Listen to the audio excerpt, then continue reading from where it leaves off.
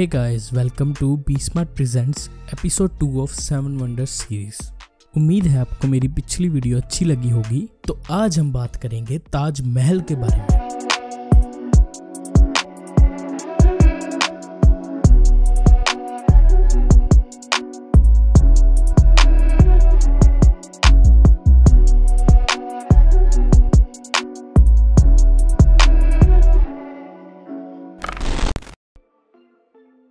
Most probably आप में से ज्यादातर लोग तो ये जानते होंगे कि ताजमहल क्या है, लेकिन जिन लोगों को नहीं पता या जिन लोगों को इसके बारे में पता भी है उनके लिए भी ये वीडियो काफी इंटरेस्टिंग होगी, क्योंकि मैं इसके बारे में कुछ ऐसी डिटेल्स बताऊंगा जो आपने शायद कहीं नहीं सुनी होंगी। So without further adieu let's start. सबसे पहले मैं आपको ये बताना चाहूंगा कि मेरे मन में हमेशा ये सवाल आता था कि ताजमहल में ऐसा खास क्या है। हाँ, ये काफी सुंदर है, लेकिन फिर भी इसको एक अजूबा क्यों माना जाता है? क्या इसकी हिस्ट्री के लिए या इसकी बनावट के लिए, या फिर उन मिस्ट्रीज के कारण जो इसके साथ जुड़ी हुई हैं, जैसे शाहजहां ने उन लोगों के हाथ भी कटवा दिए थे जिन लोगों ने इस पे काम किया था ताकि ऐसा अजूबा दोबारा ना बन सके, या फिर कुछ मिस्ट्रीज के कारण जो ताजमहल के साथ जुड़ी हुई हैं और लोगों में काफी फेमस है। तो चलिए हम देखते हैं ताजमहल। तो शुरुआत करते हैं इसकी बेसिक नॉलेज से। सबसे पहले तो इसके नाम के बारे में बात करते हैं। ताजमहल का नाम पर्शियन लैंग्वेज से लिया गया है, जिसमें ताज का मतलब होता है क्राउन यानी एक मुकुट, और महल का मतलब होता है पैलेस। ट्रांसलेट करने पर इसका नाम क्राउन ऑफ द पैलेस बनता है। इसको शाहजहां ने अपनी बेगम मुमताज महल की याद में बनवाया था, जो उसके 14वें बच्चे गौहर बेगम को जन्म देते वक्त मर गई थी। ये सारा महल संगमरमर यानी मार्बल से बना हुआ है, जो कि यमुना नदी के किनारे पर आगरा में है। मुमताज महल के साथ साथ इसमें शाहजहां की भी कब्र है। इसको 1643 में कंप्लीट किया गया था, लेकिन इसके आसपास वाला गार्डन और बिल्डिंग्स अगले 10 सालों में कंप्लीट हुई थी, यानी कि 1653 में। एस्टिमेट है कि इसको उस टाइम पे बनवाने के लिए 3.5 लाख के करीब रुपए लगे थे, जिसको अगर आज कन्वर्ट किया जाए तो ये 7,000 करोड़ बनते हैं। उस टाइम के जाने माने आर्किटेक्ट उस्ताद अहमद लाहौरी ने इसको 20,000 मजदूरों और 1000 हाथियों की मदद से बनवाया था। ताजमहल का सारा डिजाइन पर्शियन डिजाइनों पर आधारित है।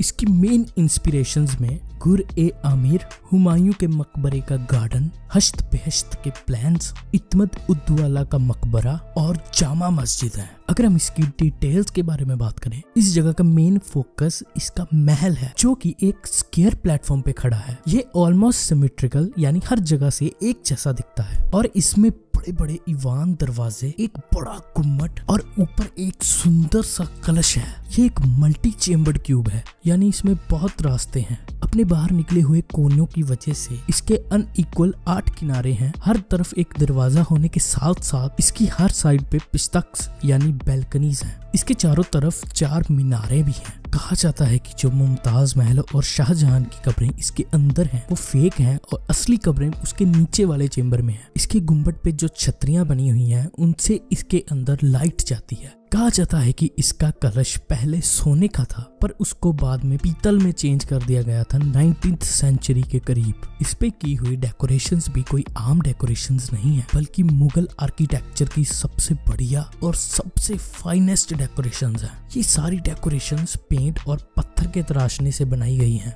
इस्लाम में कुछ डेकोरेशंस में काफी मनाही है, जैसे कि हम ईश्वर की फोटो नहीं बना सकते और मुर्दा चीजों में जान नहीं डाल सकते। तो इसकी डेकोरेशन में सिर्फ फूल पत्ते और कैलीग्राफी यानी लिखावट यूज की गई है। इस पे कुरान के कुछ पैसेज भी लिखे हैं जो अमानत खान ने चूज किए थे। रिफ्लेक्टिव टाइल्स के यूज के कारण ऐसा लगता है कि जैसे ताजमहल चमक रहा हो। इसके इंटीरियर डेकोरेशन की बात करें तो इसके अंदर एक मेन दरवाजे से जाया जा सकता है, और अगर हम अंदर की डेकोरेशंस की बात करें तो वहां पर भी फूल पत्तियों से काफी बढ़िया डेकोरेशन की गई है, और इसके अंदर भी बैल्कनीज हैं। एक और इंटरेस्टिंग चीज है कि इस्लाम धर्म में कब्रों को डेकोरेट करना बिल्कुल मना है। इसीलिए शाहजहां और मुमताज की असली कब्रें अंडरग्राउंड है, जो कि बिल्कुल प्लेन कब्रें हैं, और असली दोनों कब्रें मक्के की तरफ हैं। शाहजहां की कब्र मुमताज की कब्र से थोड़ी बड़ी है, लेकिन मुमताज की कब्र पे डिटेल ज्यादा है, जिसमें ईश्वर के 99 नेम्स यानी 99 नाम लिखे हुए हैं। शाहजहां की कब्र के ऊपर भी कुछ लिखा हुआ है जो आप स्क्रीन पे देख रहे हो। अगर हम इसके बाहर वाले गार्डन पे आए तो इसका नाम चारबाग है और ये 300 मीटर बड़ा है। इसके अंदर 16 अलग अलग फूलों के बेड्स हैं। इसके तीनों तरफ दीवार है और यमुना वाला हिस्सा बिना दीवार के खाली है। इसके चारों तरफ और भी बिल्डिंग्स है जिसमें शाहजहां की बाकी बीवियों के महल और मुमताज की फेवरेट दासियों के मकबरे भी हैं। इसके पूरब और पश्चिम में एक जैसी 2 बिल्डिंग्स हैं जिनमें से एक मस्जिद है और दूसरी गेस्ट हाउस की तरह यूज की जाती थी। इस गेस्ट हाउस वाली बिल्डिंग का नाम जवाब है। वैसे तो ये दोनों बिल्डिंग्स एक दूसरे की कॉपीज हैं, लेकिन जो मस्जिद है उसमें एक मिराब मक्के की तरफ है और जमीन पे 569 रग्स बने हुए हैं नमाज पढ़ने के लिए। अब तक तो आपको यकीन हो गया होगा कि इसको बनाने में कितनी मेहनत, तजुर्बा और सूझबूझ लगी होगी। लेकिन इस दुनिया में बाकी सारी चीजों की तरह ताजमहल पर भी बुरे दिन आए थे। 18वीं सदी में जब जाटों ने इस पे कब्जा किया तो उन्होंने इसकी काफी सारी सुंदर चीजें इसमें से निकाल ली और इसका काफी नुकसान भी किया। वर्ल्ड वॉर 2 में जब जापानीज प्लेन्स इंडिया के ऊपर से निकलते थे तो इसको बचाने के लिए सरकार ने इसको छुपा दिया था। पाकिस्तान के साथ हुई 1971 और 1965 की जंग के दौरान भी फाइटर जहाज के गिराए हुए बॉम्बों से बचाने के लिए इसको स्कैफोल्डिंग से ढक दिया था। अंग्रेजों के जमाने में भी इसमें काफी चेंजेस आए थे, जैसे कि ब्रिटिशर्स ने इसकी काफी चीजें चेंज कर दी थी। फिर 1908 में वाइसरॉय लॉर्ड कुर्जोन ने इसकी रेस्टोरेशन का ऑर्डर दिया। ब्रिटिशर्स के चंगुल से चारबाग भी नहीं बच सका, उन्होंने इसको भी लंदन के लॉन्स की तरह चेंज कर दिया। आई थिंक कि अब आप जान गए होंगे ताजमहल की हिस्ट्री, इसको क्यों, कब और किसने बनवाया था और इसमें क्या खास चीजें हैं। लेकिन सभी की तरह मैंने भी ताजमहल के बारे में काफी मिथ्स यानी अफवाहें सुनी है और काफी सीक्रेट्स के बारे में भी पढ़ा है। इस चैनल पे हर कंटेंट प्रूफ पे चलता है, इसलिए मैं कोई भी ऐसी अफवाह के बारे में नहीं बताऊंगा जिसका मेरे पास कोई रिटन प्रूफ नहीं है। तो चलिए हम अब वो लिस्ट शुरू करते हैं। लिस्ट पे पहले नंबर पर ऑप्टिकल इल्यूजन्स हैं, यानी कि जो दृश्य आंखों को धोखा देते हैं वो काफी यूज किए गए हैं ताजमहल में। जब आप पहले दरवाजे से इसके अंदर जाएंगे तो आपको ताजमहल अपने बिल्कुल करीब और बहुत बड़ा दिखेगा, लेकिन जब आप आगे बढ़ेंगे तो ताजमहल छोटा होता जाएगा और दूर होता जाएगा, बल्कि इससे उल्टा होना चाहिए। इसकी मीनारें भी आपको बाहर की तरफ झुकी हुई दिखेंगी, जिनको बनाया ही ऐसे गया था ताकि भूकंप आने पर अगर वो मीनारें गिरे भी तो वो ताजमहल के ऊपर ना गिरे बल्कि बाहर को गिर जाए, जिससे ताजमहल को कोई नुकसान ना हो। दूसरी मिथ काफी मशहूर और काफी अजीब है।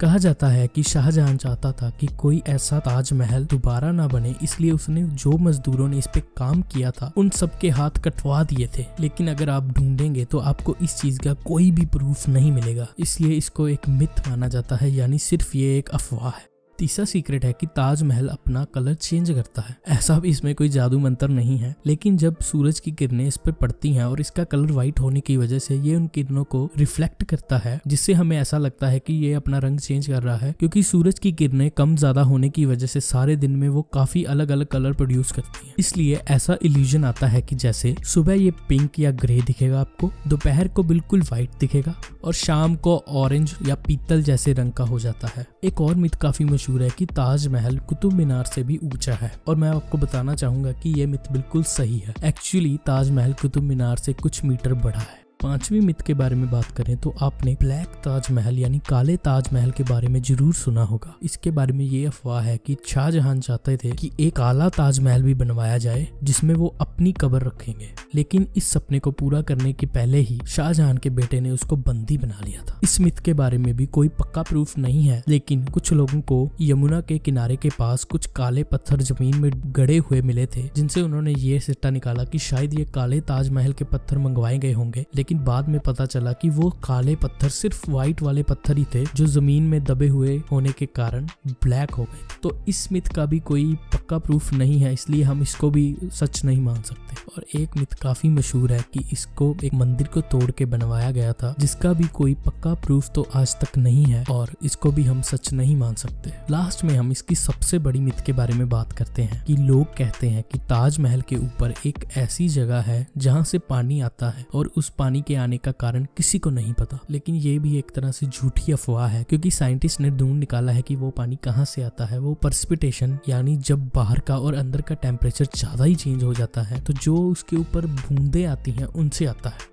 तो लेडीज एंड जेंटलमैन, ये थी ताजमहल की सारी मिथ्स जो मैंने आपको डिबंक कर दी। अगर आपके पास कुछ और मिथ्स हैं तो मुझे कमेंट्स में जरूर बताएं, मैं उनको भी डिबंक करने की कोशिश करूंगा। तो आते हैं इस वीडियो के लास्ट पार्ट जो कि है टूरिज्म। तो मैं आपको ताजमहल के टूरिज्म के बारे में कुछ चीज़ें बताऊंगा और अगर आप वहाँ पर घूमना जाना चाहते हैं तो आपको कुछ टिप्स बताऊंगा। तो सबसे पहले बात करते हैं टाइमिंग की। तो ताजमहल दिन में सुबह 6 बजे से लेकर शाम 7 बजे तक खुला रहता है एक्सेप्ट ओनली फ्राइडेज। फ्राइडे को यहाँ पर नमाज होती है इसलिए ये सिर्फ 12 बजे से 2 बजे तक खुला रहता है। तो दूसरी बात, यहाँ पर एक फीस स्ट्रक्चर का भी अलग सिस्टम है। अगर आप एक डोमेस्टिक विजिटर हो तो आपको 50 रुपीज इंडियन देने पड़ते हैं और अगर आप एक फॉरेनर हो तो वही फीस आपके लिए 1100 रुपीज है। ज्यादातर टूरिस्ट यहाँ पर अक्टूबर, नवंबर और फरवरी के महीने में आते हैं क्योंकि उस टाइम में यहाँ का मौसम काफी अच्छा होता है। मोर ओवर यहाँ पर पोल्यूशन करने वाली चीजें जैसे कि पोल्यूटिंग फैक्ट्रीज और ज्यादा पोल्यूशन करने वाली गाड़ियों को बिल्कुल आने से मनाही है। आपको ताजमहल तक चल के जाना पड़ेगा और आगे भी आपको इसके अंदर भी चलना ही पड़ेगा। ताजमहल को काफी सेलिब्रिटीज ने विजिट किया है जिनमें George Bush, Michelle Obama, mark Zuckerberg, Vladimir Putin, princess Diana और डोनाल्ड ट्रंप है। ये लास्ट आई होप आपको वीडियो अच्छी लगी होगी। अगर वीडियो अच्छी लगी तो लाइक जरूर करें, कमेंट भी करें और शेयर भी करें और चैनल को सब्सक्राइब जरूर करें और उसके साथ वाला बेल आइकन भी जरूर दबाएं। तो see you next time. Thank you for watching.